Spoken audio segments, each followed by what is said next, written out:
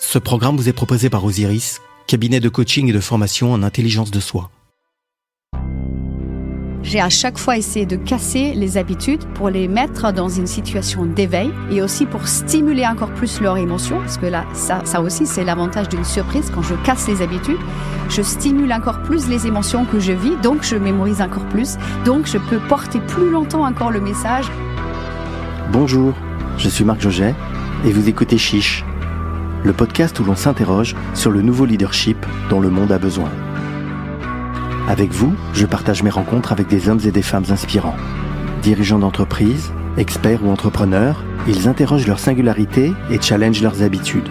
Ensemble, nous allons parler de réussite et d'échec, d'engagement et de transformation, de connaissance de soi et de relations aux autres, mais aussi du courage nécessaire pour mettre nos valeurs en action et faire nos choix en conscience. Vous écoutez Chiche, soyez les bienvenus.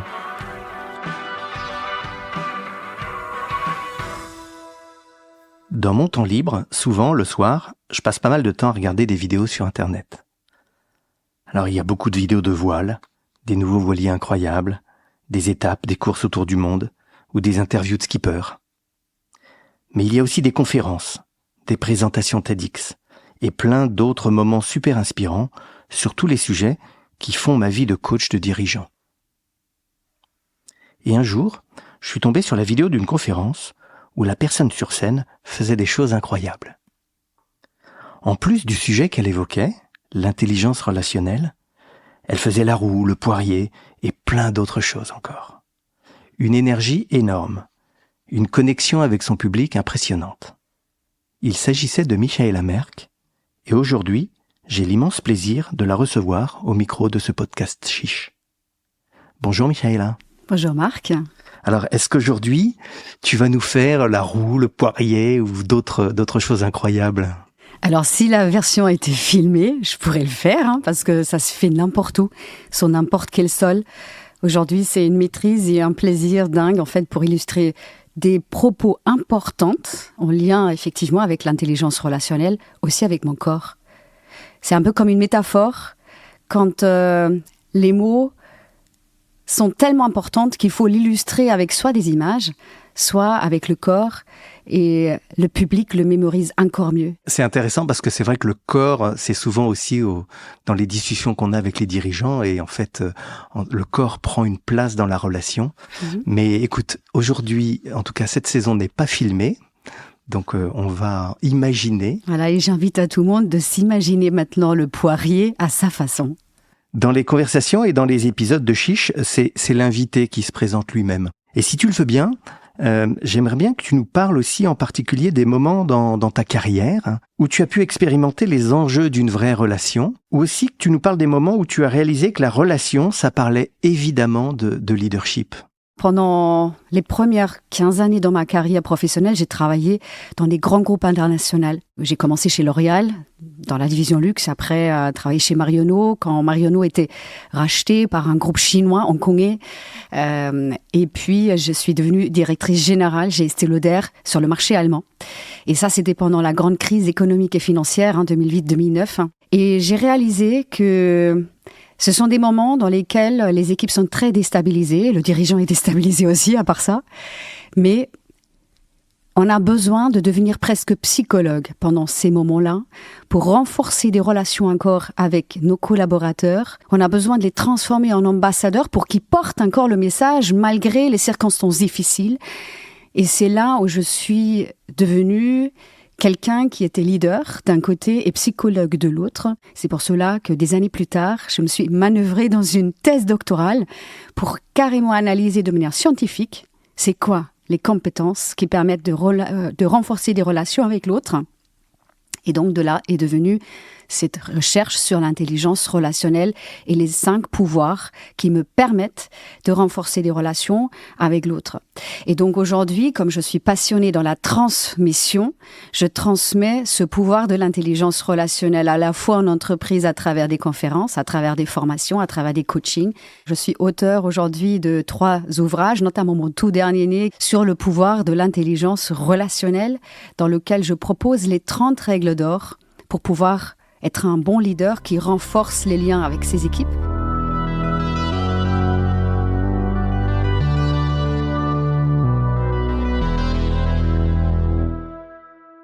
c'est dans ces moments de crise qu'est apparu apparemment le besoin de la relation, ou en tout cas l'importance de la relation.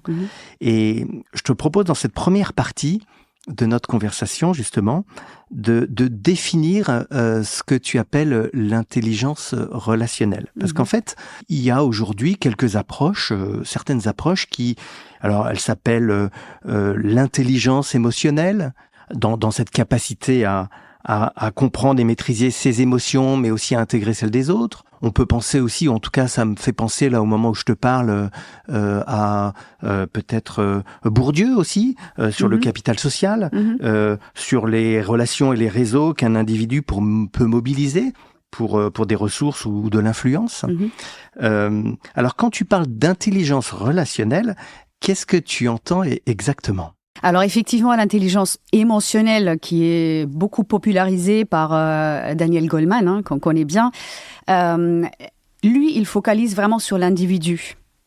Moi, j'ai envie d'élargir le cadre avec l'intelligence relationnelle pour dire c'est la suite de la compréhension de moi-même. Je vais vers les autres, j'établis un lien durable, quel que soit finalement l'âge de l'autre personne, quel que soit son niveau d'éducation, son origine, sa religion, son goût, son caractère aussi, parce que dans toute la diversité, naturellement, il est difficile d'établir une relation. Mais l'intelligence relationnelle me permet de surmonter cette difficulté de la diversité et d'établir malgré tout une relation tellement forte que je suis capable, avec l'autre, 1, 2, 5, 100 personnes ou plus, de parcourir des plus grands obstacles. Ce que j'entends, c'est que l'intelligence émotionnelle, elle permet d'identifier et d'analyser notre propre état émotionnel.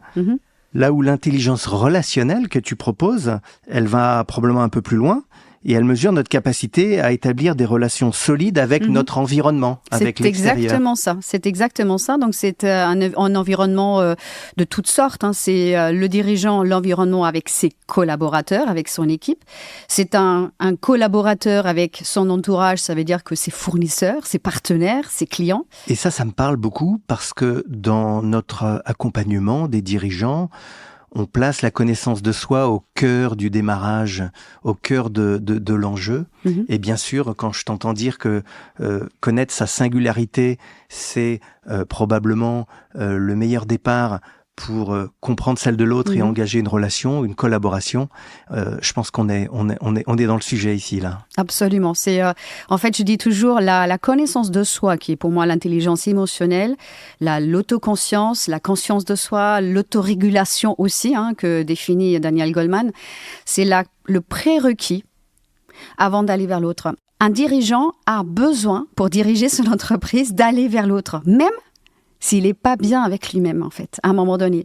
Donc, il a besoin de pouvoir ressortir très rapidement de cette carapace pour pouvoir aller vers l'autre et reconnecter avec l'autre, même si peut-être la veille, il a vécu quelque chose qui n'allait pas bien. Et alors, tu parles d'entreprise, tu parles de concret, c'est aussi l'enjeu et l'objectif de nos conversations sur Chiche. Et donc, dans ton expérience professionnelle, tu as croisé de nombreux dirigeants. Est-ce que tu pourrais partager un exemple concret d'une situation où l'intelligence relationnelle, justement, telle que tu l'as définie, a pu changer la donne de façon unique ou évidente? Il y a énormément de situations qui me viennent à l'esprit là.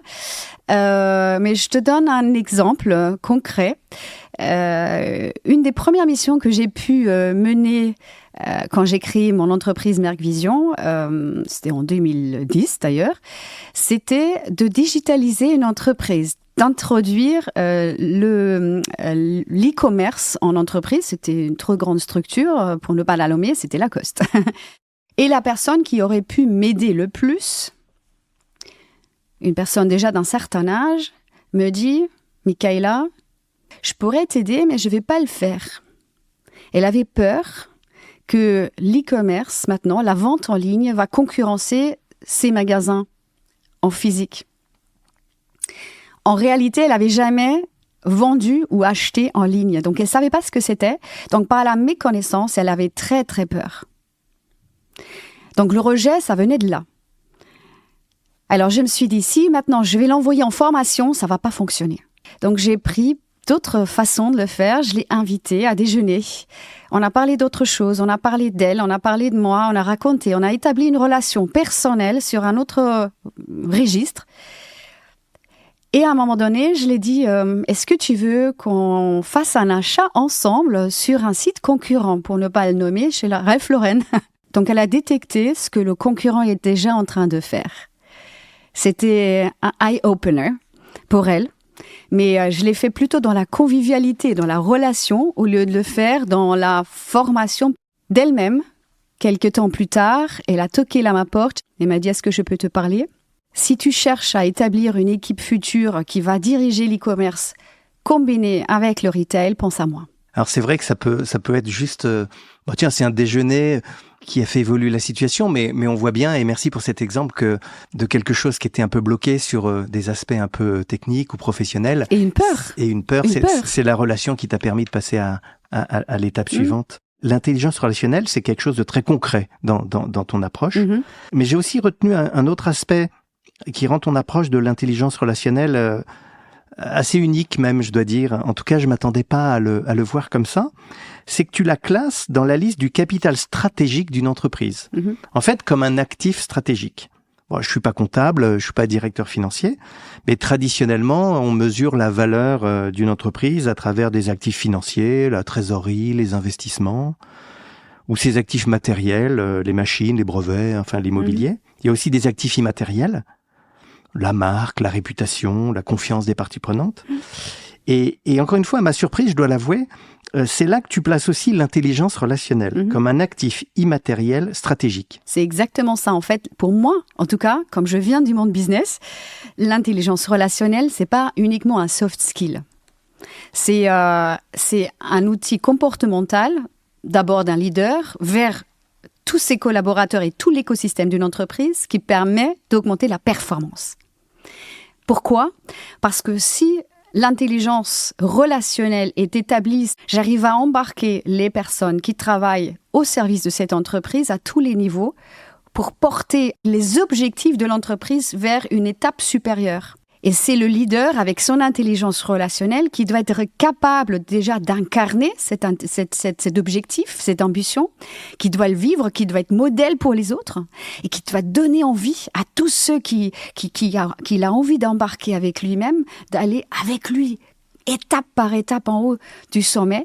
Et alors, si je continue dans ce monde financier, ça voudrait dire que chaque relation forte que j'établis en tant que dirigeant, c'est une ressource, c'est un actif, comme tu le dis, qu'on peut donc le mesurer, parce que si on doit imaginer que ça peut s'inscrire dans un compte de résultats ou dans un P&L, justement, comment concrètement ça se mesure, par exemple ? Est-ce que c'est la mesure de la fidélité chez un client ? Est-ce que c'est l'engagement chez un collaborateur ? C'est ce genre de résultats-là qui sont tangibles et valorisables de la relation. Alors là, il y a deux sphères que tu as mentionnées. On peut mesurer aujourd'hui qu'un vendeur qui a réussi à établir une relation étroite avec son client, avec ses clients, il a une clientèle fidèle.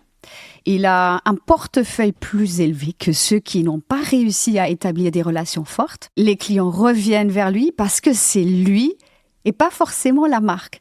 Donc, c'est une relation extrêmement puissante pour augmenter le business, finalement. Et ça peut aller très, très loin dans le luxe. Je travaille depuis 20 ans avec les plus grandes maisons de luxe. Et dans le luxe, on a quand même des prix très, très élevés. Mais la clientèle est tellement liée à ces vendeurs qui l'adorent, qui le comprennent, qui le chouchoutent, que c'est un vendeur est plus puissant qu'une marque dans ce sens-là, par sa capacité d'embarquer et de ne pas inciter le client même à tout le temps à réfléchir prix, mais il pense plutôt relation. Alors, deuxième scope, tu as mentionné en entreprise, la fidélité des collaborateurs. Oui, si un dirigeant arrive à établir une intelligence relationnelle forte dans son entreprise, on peut mesurer que la rotation des collaborateurs, les départs des collaborateurs est beaucoup plus faible. Et ça, c'est extrêmement important dans une époque où c'est difficile de recruter des bonnes pépites, des bons éléments. Et comme je travaille beaucoup avec des jeunes, la jeune génération, ce qu'on appelle la Gen Z, à travers surtout mon activité de professeur. Il y a des centaines d'étudiants par an qui passent entre mes mains et dans mes cours. Ceux qui les aspirent aujourd'hui, c'est des dirigeants qui portent des valeurs, qui les inspirent, qui sont dans l'humanité et ils disent « on reste parce que c'est lui ». C'est passionnant parce que c'est la première fois en fait que j'envisage le lien, la relation comme un actif stratégique et qu'on arrive à mettre une valeur dessus. Tu sais, souvent dans les entreprises, les soft skills, c'est un peu le nice to have, mais tout notre métier, c'est de prouver que ça pourrait avoir une ligne avec un montant dans le PNL. Et tu sais, Marc, aujourd'hui, on parle quand même énormément de l'entreprise solide, stable, durabilité, sustainability, tout ça. Et une entreprise devient socialement plus durable à partir du moment où elle met au cœur les relations humaines. Et elle peut perdurer des situations difficiles parce que les gens sont tellement engagés qu'ils restent. On l'a vu pendant Covid, par exemple. Covid a été un formidable exemple d'épreuve pour les entreprises qui, eux, sont stables parce qu'ils ont, avant la crise économique et sanitaire, établi des relations tellement solides qu'ils arrivaient à parcourir des situations de distanciation. La relation comme un actif stratégique, ça me parle, mais au moment où on discute, il y a une partie de moi qui se demande si en fait ça revient pas à marchandiser le lien humain. Comment on évite cette dérive ? Marchandiser le lien humain, ça me fait un peu cet effet de je standardise les hommes comme un produit. Alors justement, c'est tout à fait l'opposé de ce que je veux évoquer avec l'intelligence relationnelle parce que un lien, je peux l'établir uniquement à partir du moment où je fais vraiment du sur-mesure. Chacun est un individu et l'intelligence du dirigeant d'arriver à s'adapter à chacun.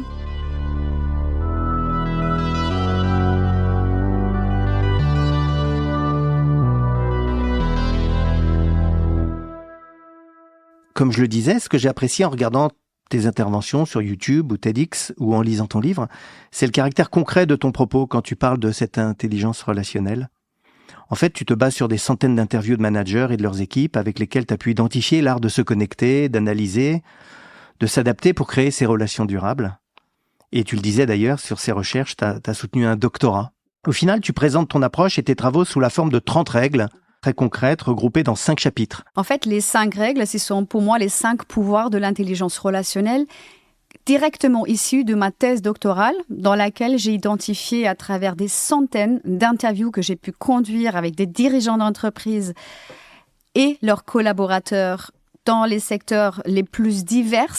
Après, les 30 règles, ils sont nés par un travail depuis maintenant 15 ans avec des dirigeants, avec des entreprises. Je suis entre autres experte à l'APM, donc l'APM a 8500 membres dirigeants avant tout dans des entreprises françaises.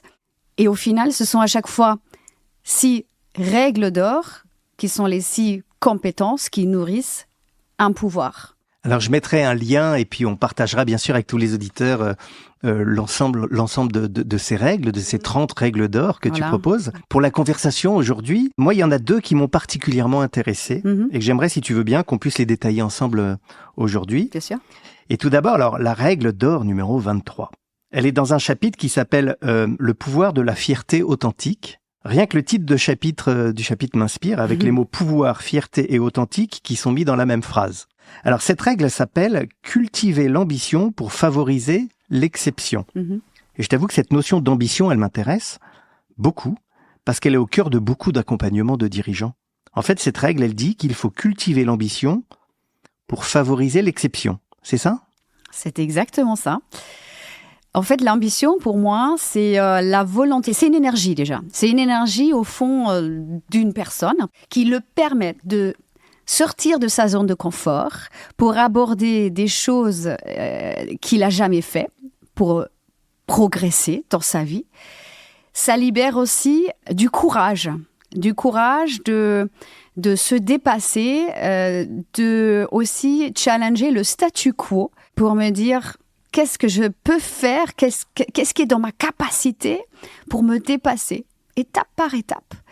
Et donc, on est avec l'ambition dans quelque chose qui est quand même lié à une progression personnelle, à la fois pour soi-même, mais aussi pour les autres. L'ambition, c'est le moteur pour quitter ce qu'on a acquis et donner envie de faire plus. Ce que j'entends, c'est que finalement, là, on parle d'une ambition qui n'est pas seulement dans un plan de carrière ou des objectifs chiffrés, mais qui est finalement, quand tu dis se différencier par l'excellence, qui est finalement aussi dans ma manière de créer une relation avec mes équipes, avec mes clients. C'est ça, cette ambition. Mais alors, pour un dirigeant, comment faire la différence entre une ambition saine, qui inspire, puisque c'est le mot que tu as employé, et puis une ambition peut-être un peu plus personnelle, égoïste, démesurée, qui pourrait écraser ou qui pourrait faire peur? Alors ça, c'est le plus grand défi aujourd'hui dans l'ambition du dirigeant, c'est de trouver le juste équilibre entre jusqu'où est-ce que je peux aller pour embarquer encore les autres et qu'est-ce qui est de trop, où je vais finalement me retrouver seule dans ma marche vers la montagne ou le sommet et tous les autres sont loin derrière moi parce que soit je fatigue les autres, je suis trop ambitieux et les autres y suivent pas, ou parce que je suis dans un rythme tellement effrayé que les autres derrière, ça suit toujours pas, ou bien les autres sont pas ou plus alignés avec moi-même. Donc l'ambition ne doit pas être trop uniquement recentrée sur soi-même, mais toujours intégrer aussi à la fois la perception des autres, comment est-ce que les autres analysent la situation dans laquelle je me situe, comment est-ce que les autres aussi peuvent contribuer, voire être sollicités à apporter des idées de manière proactive pour les impliquer en fait. C'est dans l'implication que j'arrive le mieux à aussi faire passer finalement mes propres ambitions pour l'entreprise. Et ça parle de me connaître pour être mieux avec les autres, ma singularité pour mieux collaborer. Ça, c'est quelque chose qui est central aussi dans ce que tu proposes.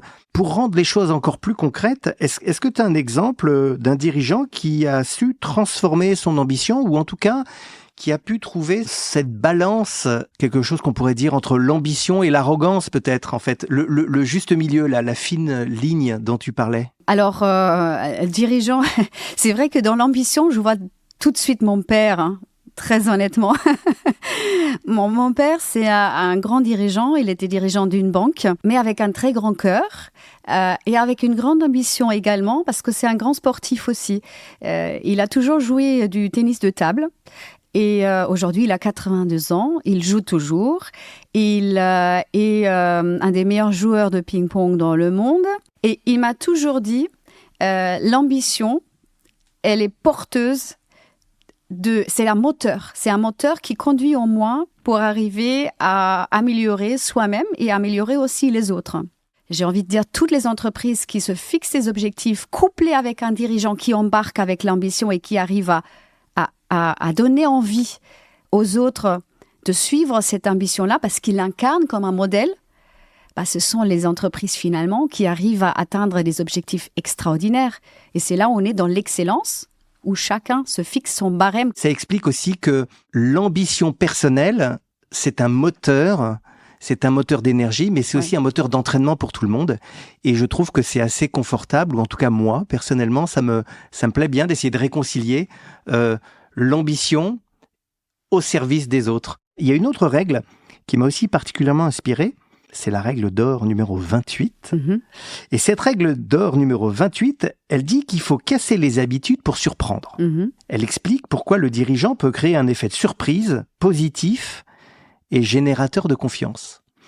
Alors c'est vrai que la surprise, c'est toujours quelque chose qui est bienvenu. En tout cas, moi, je l'accueille à chaque fois. Mais c'est pas toujours mis dans les règles d'or du dirigeant. Et toi, tu expliques que finalement, casser les habitudes pour surprendre, c'est aussi ça qui va favoriser l'intelligence relationnelle. Exactement.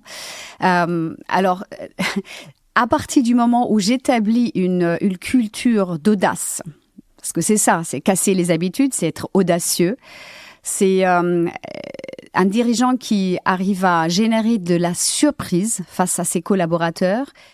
d'ailleurs, c'est pas uniquement vrai pour des entreprises, c'est aussi vrai pour des établissements, par exemple, scolaires ou des organismes d'écoles de commerce. Moi-même, je travaille pour Audencia Business School. Et d'ailleurs, c'est une école qui, déjà dans le nom, Audencia, Audace, a ça dans ses valeurs. La valeur numéro 1, c'est oser casser les habitudes. Et donc, pourquoi la surprise est si importante dans la relation ? Alors, si on est dans la notion de la surprise, ça veut dire que j'ose casser la routine. Quand je casse la routine, ça me met dans un inconfort. Et en même temps, on sait dans la neuroscience que ça stimule la plasticité cérébrale. Ça veut dire que ça me permet de mieux apprendre, ça me permet de mieux mémoriser aussi ce qui se passe autour de moi. Et si je favorise l'apprentissage et la mémorisation de mes collaborateurs, ça veut dire que je suis aussi dans une situation où j'arrive à mieux communiquer et les gens retiennent ce que je dis. Un dirigeant, qu'est-ce qu'il veut ? Je communique un message à un collaborateur, à un groupe de personnes pour introduire un nouveau projet.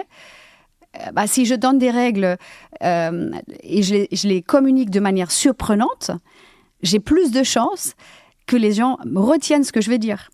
Et ça, c'est typiquement aussi ce que j'observe en conférence. Comme tout à l'heure, tu as dit, tu m'as vu dans les vidéos à faire le poirier.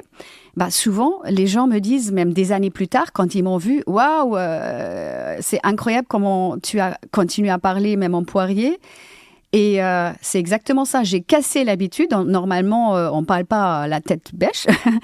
Mais ça a permis aux personnes de mémoriser le contenu grâce à la surprise et grâce au fait que j'ai cassé les habitudes dans la conversation. Donc, casser les habitudes pour surprendre dans la relation, c'est finalement une façon de placer l'autre ou les autres dans un mode qui est un peu en dehors d'un pilote automatique. Et c'est ce moment-là où je suis un petit peu en danger qui me met dans un état où la relation peut démarrer au vrai niveau, au bon niveau, c'est ça ?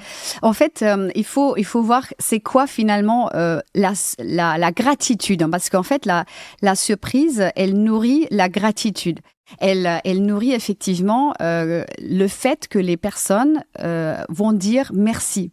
Merci pour quelque chose qui m'est arrivé. Et la gratitude, c'est quoi dans la psychologie positive ? C'est une émotion qui va rendre les gens plus heureux parce que c'est quelque chose d'important personnellement, mais qui arrive par surprise, qui arrive de manière inattendue. Dans ton expérience et dans ton travail avec les dirigeants, est-ce que tu pourrais partager un ou deux moments de surprise ou quels ont été les dirigeants qui ont réussi à surprendre leurs collaborateurs ou leur entourage d'une façon qui t'a marqué ? Pendant les premières années de ma carrière, et c'est là où je me suis rendu compte que la surprise était très importante. Les premières années de ma carrière, j'étais chez L'Oréal. Et chez L'Oréal, c'est une culture très orale d'entreprise où on présente énormément les nouveautés. J'étais au marketing et amenée à présenter les nouveaux produits. Donc du coup, je me suis dit, OK, j'ose surprendre. Je vais te donner un exemple. Il y avait une collection qui était sortie, une collection de produits, un parfum, autour de l'ambition de la jungle. Et j'ai fait une collaboration juste avec mon assistante et je lui ai dit, écoute, on va apporter des palmiers dans toute la salle de conférence, partout. Et moi, je vais me déguiser en exploratrice. Et je suis arrivée au plein milieu de ces palmiers pour présenter cette collection de manière complètement immersive. Et les commerciaux, ils étaient autour et dans les palmiers. À chaque fois, quand j'ai réussi à les mettre dans une situation surprenante, parce que personne comptait avec ça, même la direction ne savait pas ce que j'allais faire, les ventes étaient tellement plus importantes parce qu'ils ont retenu les messages, ils ont porté eux-mêmes l'ambiance qu'ils ont vécue pendant la réunion. Et c'est cet effet surprise qui t'a permis de te différencier, ou en tout cas, plus important encore, qui a permis finalement à mettre ton audience, les commerciaux, dans une intention, ou en tout cas dans un état d'esprit encore plus commercial par rapport aux produits que tu présentais. Exactement. J'ai à chaque fois essayé de casser les habitudes pour les mettre dans une situation d'éveil. et aussi pour stimuler encore plus leurs émotions, parce que là, ça aussi, c'est l'avantage d'une surprise. Quand je casse les habitudes, je stimule encore plus les émotions que je vis, donc je mémorise encore plus, donc je peux porter plus longtemps encore le message au fond de moi et je deviens un peu cet ambassadeur finalement d'un produit, d'une entreprise, d'un message que je souhaite porter. Cette notion de la surprise, elle me plaît beaucoup et elle pose deux aspects ou deux questions là au moment où je te parle. Ça parle de oser, hein, tu l'as dit. Donc pour le dirigeant, il faut oser peut-être quitter son costume cravate ou en tout cas son confort ou sa posture ou son statut. Ouais. Donc il y a qu'est-ce qui va me permettre d'oser pour surprendre. Et puis, il y a également un point sur lequel j'aimerais bien t'entendre, c'est finalement quelle est la différence ou où est-ce qu'on peut introduire une limite entre la surprise que ça génère et puis éventuellement la déstabilisation. Ouais. Parce qu'en fait, j'entends bien que surprendre, ça peut emmener, ça peut favoriser l'élan, etc. Mais il y a probablement un moment où la surprise, elle est ou trop grosse ou mal placée. Et puis là, on passe plutôt dans le chaos. Oui. En fait, là aussi, comme on a vu tout à l'heure sur la règle avec l'ambition, il est important que le dirigeant trouve le juste équilibre entre la surprise et la routine. Si je suis trop dans la surprise et tout le temps dans la surprise, ça peut déstabiliser. Il y a un risque que les collaborateurs perdent après le fil rouge et se posent la question, alors qu'est-ce que je dois faire maintenant ? Donc on n'a plus d'ancrage. C'est pour ça que c'est important d'établir quand même une routine, de casser la routine régulièrement pour pouvoir de nouveau surprendre. Mais je me rends compte quand même que beaucoup de dirigeants aujourd'hui n'osent plus. Moi, ce que je retiens, c'est cette incitation pour tous les dirigeants à casser les habitudes, à surprendre. Une invitation à oser à tous ceux qui nous écoutent.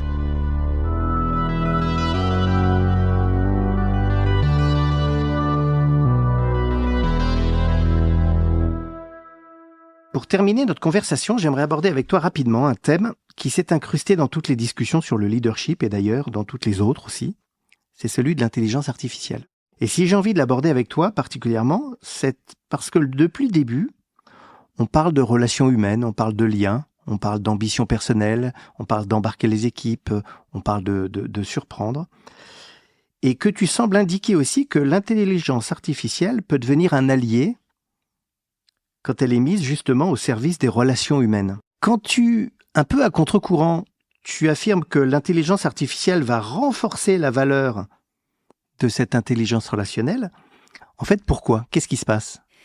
Alors, l'intelligence artificielle, elle a une capacité assez impressionnante d'ailleurs, et de plus en plus, d'analyser les données, de croiser aussi des bases de données qui existent déjà, et de nous donner des prédictions, d'analyser aussi des scénarios et ensuite gagner du temps pour l'allouer finalement à ceux qui lui sont chers, ses collaborateurs.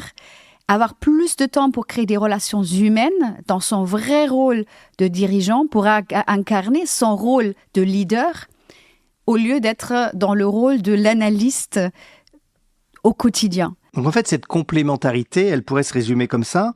L'IA, elle optimise le présent, et lui, le dirigeant, il faut qu'il incarne une vision alors. C'est ça ? C'est finalement quitter quelque chose qui est probablement un peu plus opérationnel pour aller dans quelque chose qui est plus relationnel. C'est ça l'enjeu pour les dirigeants aujourd'hui ? C'est ça. En fait, pour moi, avec l'IA, le dirigeant a l'opportunité d'incarner l'humanité. Il doit vraiment être celui qui relie les valeurs humaines. L'IA va pas être dans la mesure de créer des relations avec ses collaborateurs. L'IA va pas être dans la mesure de les incarner et de les motiver, d'élever finalement les collaborateurs pour les porter. Ça, c'est le rôle. Ça, c'est vraiment le rôle du dirigeant. Aujourd'hui, d'autant plus, beaucoup plus que jamais. Ce que j'entends, moi, c'est que les machines, elles savent mieux, elles vont plus vite, elles vont plus juste aujourd'hui. Et donc, ce qui fera la différence, c'est finalement notre capacité à connecter les gens, les idées, les énergies. En fait, et j'en parle de temps en temps lors des accompagnements, le dirigeant, c'est plus celui qui sait. On vient de dire que c'est la machine qui sait plus juste, qui sait mieux, qui sait plus vite. Alors, le dirigeant, si c'est plus celui qui sait, c'est qui alors maintenant ? Alors ça change complètement parce que celui qui sait, c'est effectivement le passé. Mais le vrai rôle d'un dirigeant, c'est plus celui qui sait, c'est lui qui relie. C'est lui qui va favoriser la connexion entre les talents. Il doit ensuite être capable de relier les talents, relier aussi la confiance au sein d'une entreprise vers l'autre. C'est finalement une posture de relier l'envie finalement d'aller vers l'autre en utilisant cette intelligence artificielle comme un levier de croissance et pas un levier de contrôle. J'ai l'impression en fait que plus on va aller vers un monde où les décisions sont basées sur des algorithmes, puisqu'il s'agit de ça, plus pour le leader, le rôle symbolique grandit. Ouais. Est-ce que c'est ça en fait, ce que tu expliques, et finalement le dirigeant va être amené à trouver finalement, au-delà de la connaissance, mais sa position symbolique? Il doit trouver, si tu l'appelles une position symbolique, il doit vraiment incarner son vrai rôle de leader. Hein. C'est celui qui influence, c'est celui qui montre l'exemple, c'est celui qui incarne. Le leader, il va donner du sens à tout le travail.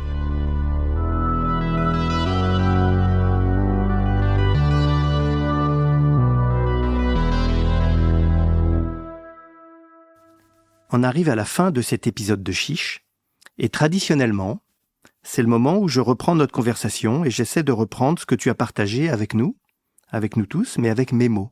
Comme une façon subjective, probablement, de reprendre ta pensée, telle que je l'ai reçue, moi, durant notre entretien. En fait, ma façon de te restituer cet échange passionnant, et probablement de te remercier aussi. Alors, en conversant avec toi, j'ai retenu 2 choses. J'ai retenu d'abord qu'on peut faire passer la relation du registre de la gentillesse ou de l'humain à celui d'un levier stratégique qui impacte directement la performance durable de l'entreprise. Que finalement, l'intelligence relationnelle que tu proposes, que tu développes, c'est justement ça. C'est la capacité de transformer une relation en capital stratégique. En fait, ce que je retiens, c'est que l'intelligence relationnelle peut tout autant qu'un bilan financier faire ou défaire la solidité d'un leader ou d'un leadership. La deuxième chose avec laquelle je repars, c'est qu'aux côtés de l'intelligence relationnelle, l'intelligence artificielle peut devenir une alliée.